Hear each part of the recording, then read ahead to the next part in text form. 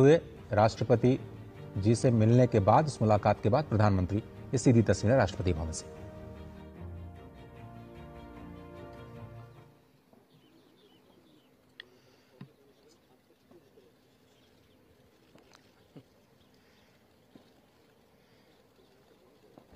नमस्ते साथियों, चुनाव में जैसे हम लोगों को भी दौड़ धूप रहती है, मीडिया के साथियों को भी बहुत परिश्रम करना पड़ता है, रात दिन दौड़ना पड़ता है, अलग अलग लोकेशन को कवर करना पड़ता है। तो आप लोगों ने भी बहुत कष्ट उठाया है। मैं आशा करता हूं कि मीडिया जगत के सभी साथियों का स्वास्थ्य अच्छा रहा होगा और पिछले एक आध सप्ताह का जो विराम मिला है उसके कारण भी अब आप फ्रेश होकर के फिर से मैदान में आए होंगे। तो 18वीं लोकसभा, और वैसे भी हमारे यहाँ व्यक्ति के जीवन में 18वीं इसका बड़ा महत्व होता है। एक नए कालखंड में प्रवेश करता है, टीनेज समाप्त करके। ये 18वीं लोकसभा एक प्रकार से नई ऊर्जा, युवा ऊर्जा और कुछ कर गुजरने के इरादे वाली ये लोकसभा है। और आजादी का अमृत महोत्सव के बाद का ये पहला चुनाव है। और एक प्रकार से ये वो 25 वर्ष हैं जो हमारे अमृतकाल के 25 वर्ष हैं, और जो 2047 देश जब आजादी की शताब्दी मनाता होगा, एक प्रकार से उन सपनों को साकार करने का एक बहुत महत्वपूर्ण पड़ाव ये 18वीं लोकसभा है। साथियों, एनडीए सरकार को तीसरी बार देश की सेवा करने का देशवासियों ने आदेश दिया है, अवसर दिया है। मैं देशवासियों का फिर से एक बार ये अवसर देने के लिए हृदय से आभार व्यक्त करता हूं। और मैं देशवासियों को विश्वास देता हूं कि पिछले 2 टर्म में जिस गति से देश आगे बढ़ा है, समाज के हर क्षेत्र में परिवर्तन साफ साफ नजर आ रहा है। 25 करोड़ लोगों का गरीबी से बाहर आना, ये अपने आप में हर भारतीय के लिए बड़ा गर्व का विषय है। और मैं देशवासियों को विश्वास दिलाता हूं कि 18वीं लोकसभा में भी, हमारे 5 साल के कार्यकाल में भी, हम उसी गति के साथ,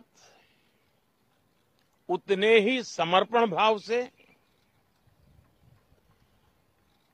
देश की आशा आकांक्षाओं को पूर्ण करने में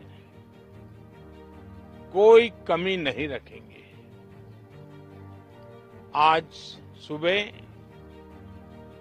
एनडीए की मीटिंग हुई थी।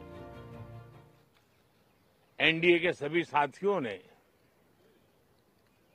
मुझे फिर से एक बार इस दायित्व के लिए पसंद किया है, और सभी एनडीए के साथियों ने राष्ट्रपति जी को इसकी जानकारी दी। और राष्ट्रपति जी ने मुझे अभी बुलाया था और मुझे प्रधानमंत्री डेजिग्नेटेड के रूप में काम कर एक नियुक्ति दी है और मुझे शपथ समारोह के लिए और मंत्रिपरिषद के सदस्यों के सूची के लिए उन्होंने सूचित किया है।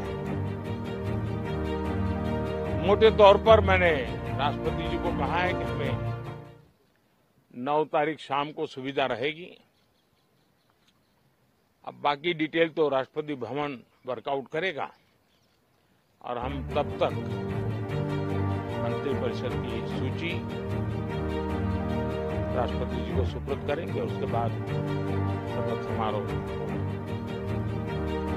साथियों, सरकार एनडीए की एक प्रकार से एनडीए 1, एनडीए 2 और एनडीए 3 ये एक निरंतरता है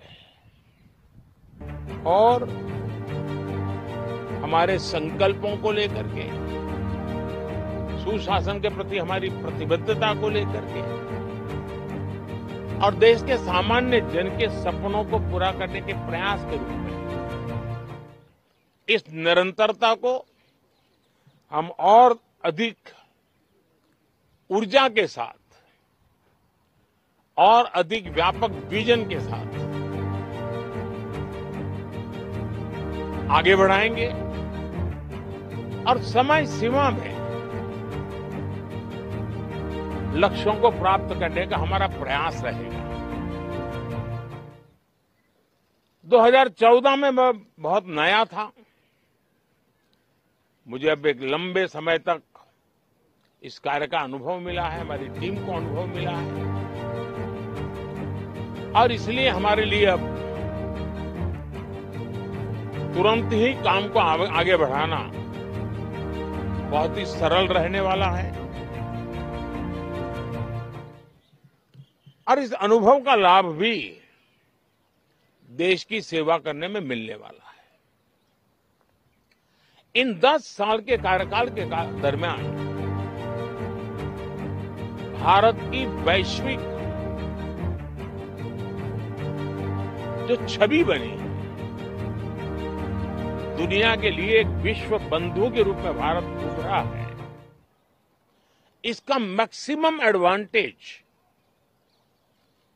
अब शुरू हो रहा है और मुझे पक्का विश्वास है ये 5 वर्ष वैश्विक परिवेश में भी भारत के लिए बहुत उपयोगी होने वाले हैं। दुनिया अनेक संकटों से गुजर रही है, अनेक तनावों से गुजर रही है, अनेक आपदाओं से गुजर रही है। ऐसी विकट परिस्थिति दुनिया ने बहुत लंबे अरसे के बाद देखी है। हर देश इन सारी समस्याओं के बीच अपने आप को बचाए रखना, बढ़ाते रहना, चुनौतियों का डगर डगर पे सामना कर रहा है। हम भारत वाले लोग, हम भारतवासी खुद नसीब हैं कि इतने बड़े संकटों के बावजूद भी हम आज विश्व की सबसे तेज गति से बढ़ने वाली इकोनॉमी के रूप में जाने गए हैं। ग्रोथ के विषय में भी दुनिया में हमारी वाहवाही हो रही है। अब एक स्टेबल गवर्नमेंट मिलने के कारण और परिचित व्यवस्था और नेतृत्व मिलने के कारण दुनिया का भारत के प्रति रुझान, भारत के प्रति उनका आना बहुत तेज गति से होने वाला है और मुझे विश्वास है कि देश के सभी राज्यों को इसका लाभ मिलेगा। देश की युवा पीढ़ी को सबसे ज्यादा लाभ मिलेगा। विकास के नए ऊंचाइयों को छूने में एक वैश्विक भागीदारी का वातावरण आने वाले 5 साल में बनने वाला है। तो इसी संकल्पों और आदर्शों के साथ हम आगे बढ़ेंगे। मैं राष्ट्रपति जी का हृदय से आभार व्यक्त करता हूं कि एक बहुत बड़े महत्वपूर्ण दायित्व के लिए उन्होंने मुझे निमंत्रित किया है। आप सबका भी दोस्तों बहुत बहुत धन्यवाद। Thank you.